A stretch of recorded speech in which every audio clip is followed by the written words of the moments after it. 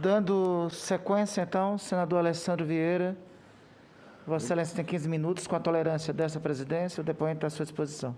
Obrigado, senhor presidente. Doutor Barra Torres, registrado de início a satisfação em ver o bom cumprimento do serviço público que Vossa Excelência exemplifica aqui, fica realmente como uma referência, do ponto de vista da objetividade e da clareza nas afirmações. Então, faço esse reconhecimento, como reconheço também que todas as vezes que foi solicitado, se apresentou com muita transparência e presteza nas informações que pedi como senador pelo Estado de Sergipe. Vossa Senhoria já confirmou a sua presença na famosa reunião no Palácio, onde se discutiu um decreto para alterar a bula de um medicamento. Eu indago quem convidou Vossa Excelência a participar dessa reunião. O convite veio, senador, pela gestão do grupo, via Casa Civil. Naquela época, a Anvisa, pela Lei 13979, fazia parte do grupo interministerial e Anvisa. Era o único órgão que não era ministério que fazia parte desse grupo. Então, chegou uma convocação para mim de uma reunião. Essa reunião, que eu me lembro, ela foi mais para o fim do dia, quase de noite, e, obviamente, era para tratar de algum tema de combate à pandemia. Elas aconteciam com frequência, essas reuniões, então o convite veio dessa maneira que lhe falei. Perfeito. A condução da reunião foi feita também pelo ministro Braga Neto? Exato, ele era na época era o coordenador desse grupo, foi por ele, sim, senhor. Além do tema da liberação da cloroquina através de decreto, quais foram os outros assuntos tratados nessa reunião?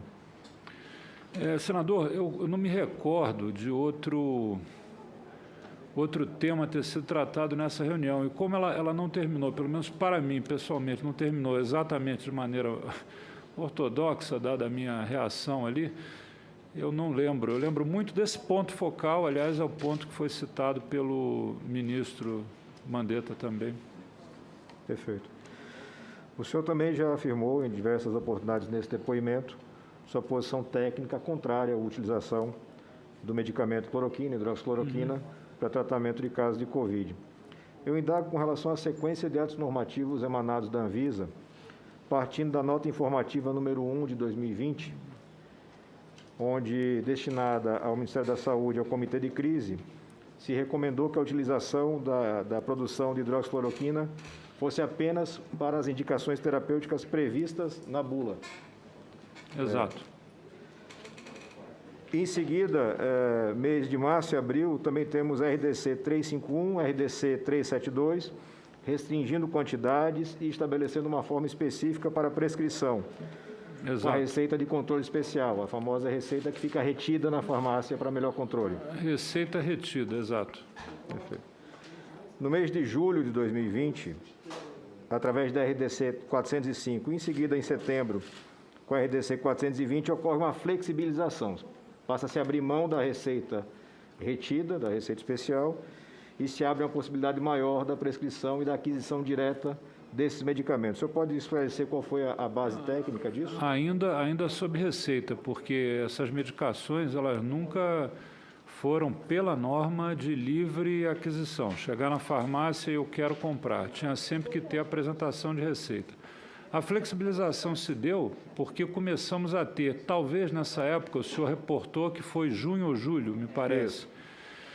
O que aconteceu? Houve também, isso é inegável, por conta dessa questão do uso off-label, houve um consumo bem a maior do que a produção e numa velocidade avassaladora. Então, várias medidas tiveram que ser tomadas para garantir o uso de quem precisava efetivamente pela bula, que é o lúpico, o malárico e o artrítico.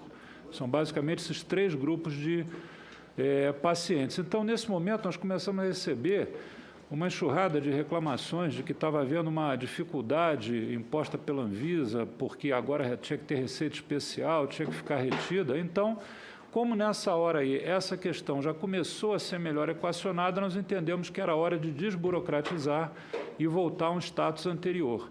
Isso não aconteceu só com a hidroxicloroquina, isso aconteceu com outras medicações que sumiram da prateleira pelo uso off-label. Isso aconteceu com vermectina, isso aconteceu com nitazoxanida. Houve uma procura muito grande e aí sumiu.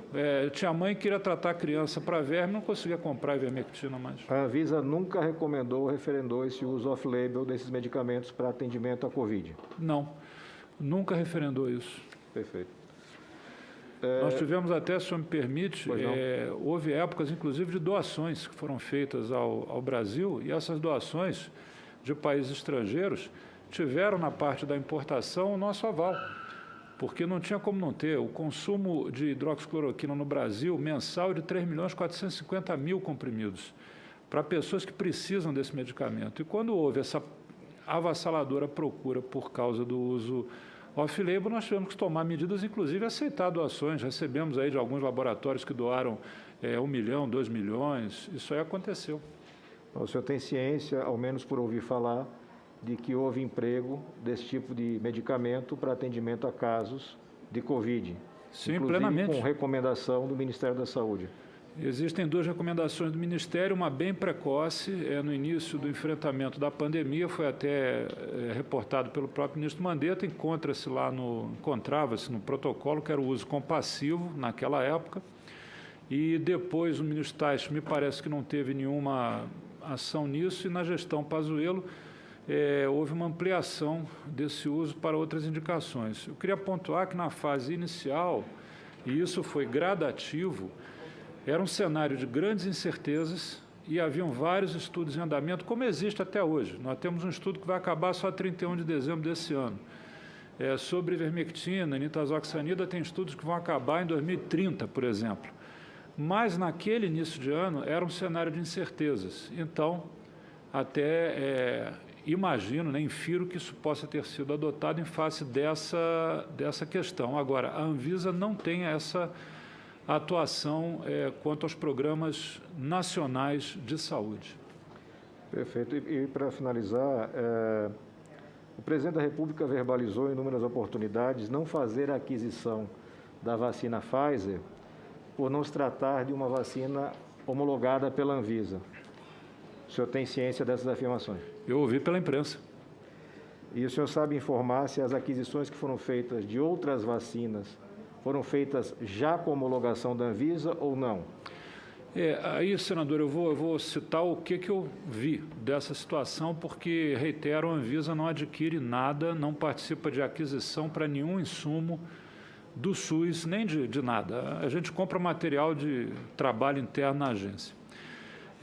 Me parece que essa afirmação feita pelo nosso presidente talvez tenha sido mais no sentido de concretização de tratativas, porque vamos lembrar, a AstraZeneca já estava tratada muito antes, já vem se noticiando a questão da transferência da tecnologia, Fiocruz começar a ter uma linha de produção, a própria Coronavac, todos devem lembrar, houve aquela questão inicial, compra, não compra e depois compra. Quando foi decidido compra, salvo melhor juízo, ainda não tinha certificação da Anvisa. Então, eu penso que tenha sido uma referência. Agora, acabou o depoimento regulador, eu estou entrando no campo da opinião.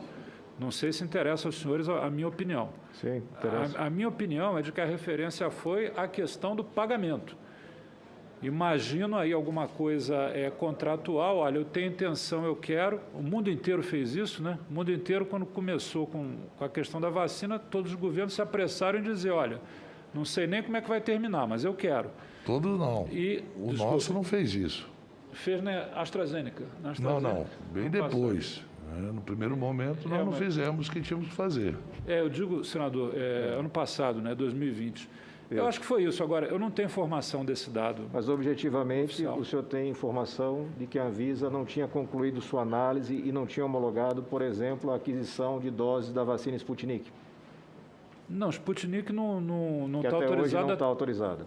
Não, Sputnik não está autorizado até agora.